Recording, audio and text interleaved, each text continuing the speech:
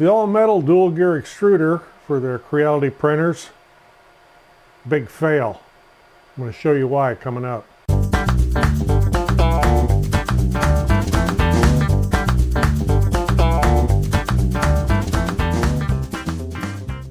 I'm Roger, welcome to the loft above the shop where I have my 3D printers, somewhat of a miniature 3D print farm.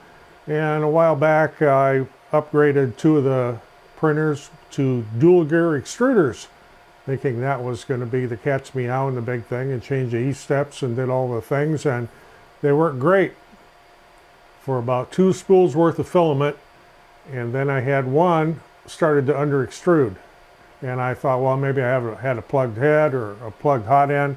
I was checking all kinds of things. Then I started watching it, and I'll show you what I found here. Right here is one of the pieces. That is this piece right here. This is another one. I'm going to replace this here shortly. This is the gear. What this did was this gear wore down into the extrusion here, and then it would catch. So it would stop rotating every once in a while, and when it did, it would slip. And eventually, I just ended up with a big mess. And after I took this apart and found this, I thought I better check this other one. And as I looked down in here, I saw a little bitty pile of black dust. So I know that this one has done the same thing. So I'm going to pull this off and we're going to look at it. Okay, take this apart here. Take the spring out first.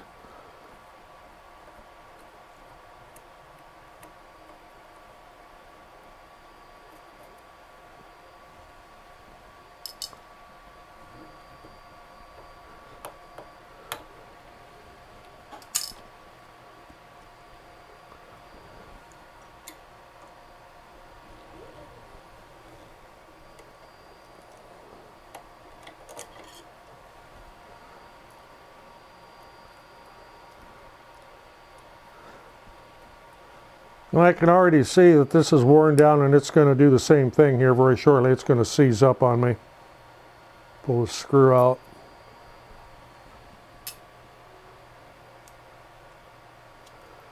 And you can see right here where it's wearing down into the aluminum again. So this one here is just not too far from seizing up. So I guess I need to replace this one here as well. And I have another all-metal extruder. It's not the Creality brand like I have on a couple of my other printers over there, but it is a single gear drive with the idler bearing instead of this dual gear. This is a good idea, it just does not work well, and I got little pieces of things falling all over here. The whole inside of this fell apart. Okay, here's both of these close up. Hopefully we can get the camera to focus on this maybe. So you can see where it's worn down. That extrusion, and it's making the gear hang up on that, and then it prevents the filament from passing through. It under extrudes and creates a mess. We're going to swap this out.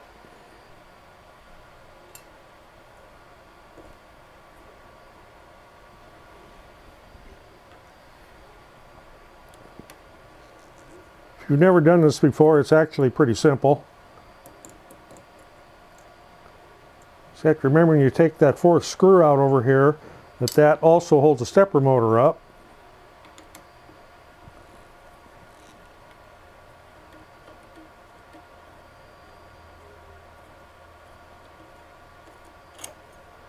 So you want to make sure you have a hold of the stepper motor because it will fall down.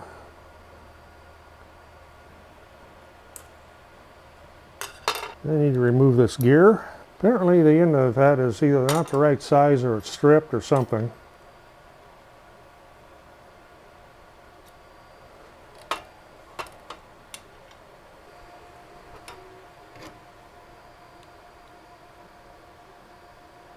I'll have to get my height set after I get this all put together. We'll just kind of put it on here for an idea where it goes.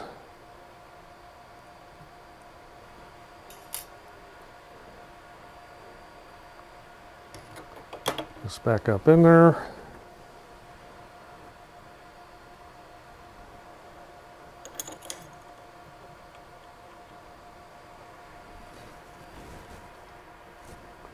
I always start with a little flathead screw first. That will hold everything in place while we get everything else lined up.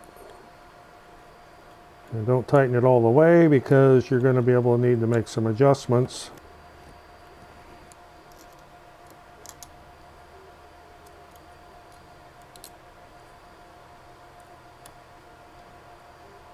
Now on the arm, you will have a little wheel and a bearing. I'll go right here, and then there is a socket head screw. Runs down through that.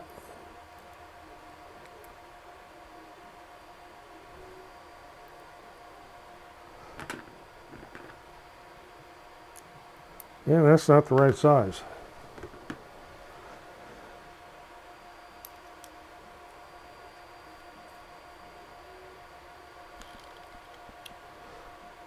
And you want to make sure that bearing turns freely on there.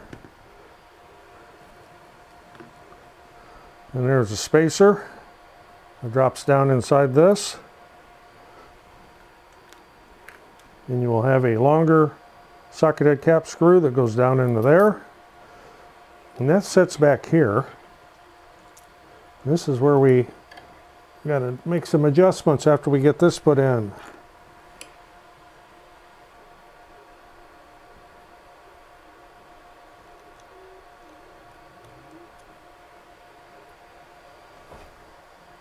Right here. That's what retains the spring on the other side. Okay, now we'll go back to putting this together the right way. Now we need to adjust that gear height.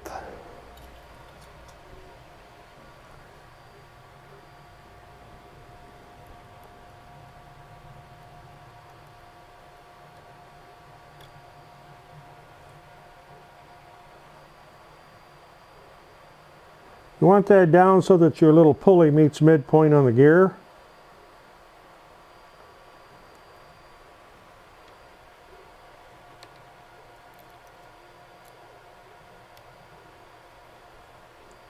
And just tighten your little set screws down. And next we have a spring. You got a spring, you got a little insert that goes in there, that goes on that end. This end goes over the screw right here. And this can sometimes be ornery to get in there. If you let go of it while you're doing this, it'll shoot across the room and you have to go find it. So it sits like that. And you have this screw that comes in on the end.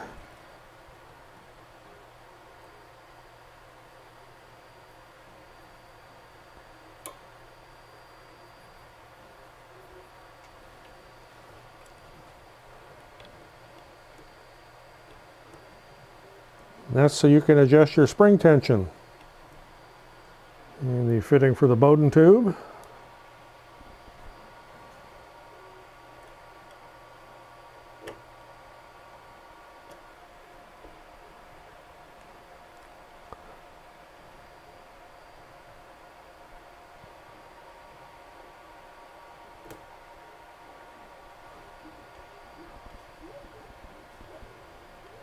And ready to load some filament in there.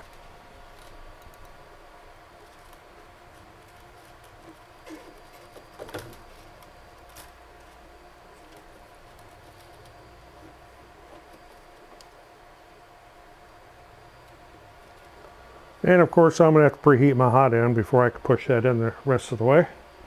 I also need to put my bed back on there. And of course after fooling with this I'll have to check to make sure everything's level again. Well, we'll get this preheated and check that extruder out. Now we're about up to temperature here. See if we can make some filament squirt out the end.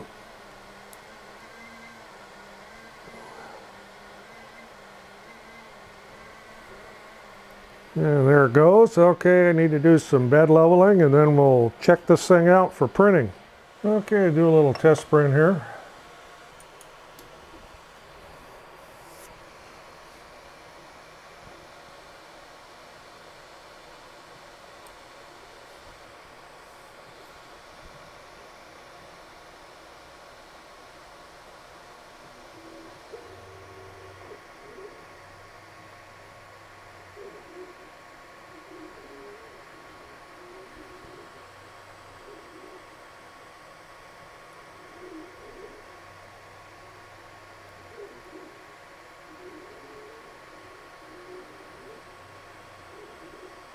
Okay, we're operational again. I just wanted to point out that the dual gear extruder thing, and here's the pieces where the gear was hanging up. It's a good idea, poorly executed. The brand name of this is Winsin.